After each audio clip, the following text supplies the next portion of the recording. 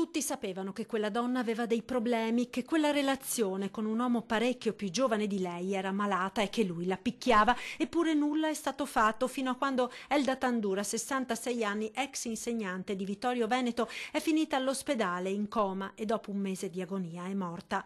Ora lui, il compagno, 47 anni, di Preganziol, è accusato di maltrattamenti aggravati che avrebbero causato la morte della donna con la quale aveva una relazione burrascosa.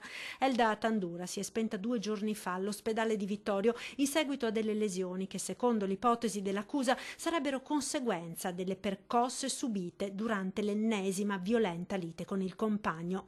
Oggi il 47enne è stato convocato assieme al suo legale Alessandra Nava per l'interrogatorio. Ci ha colto un po' di sorpresa perché non era stato preceduto da nessun altro avviso dal punto di vista, diciamo, giudiziario, e quindi abbiamo ritenuto in questo momento di avvalerci della facoltà di non rispondere. Ora si attende l'esito dell'autopsia che dovrebbe essere eseguita la prossima settimana. Se l'esame proverà la correlazione tra le percosse ricevute ed il decesso della donna, la posizione del 47enne si aggraverebbe, anche perché non è mistero per nessuno che la relazione tra i due fosse burrascosa, maturata in una situazione di disagio e costellata di violenza, con vari episodi di maltrattamenti per i quali si era reso necessario l'intervento dei carabinieri.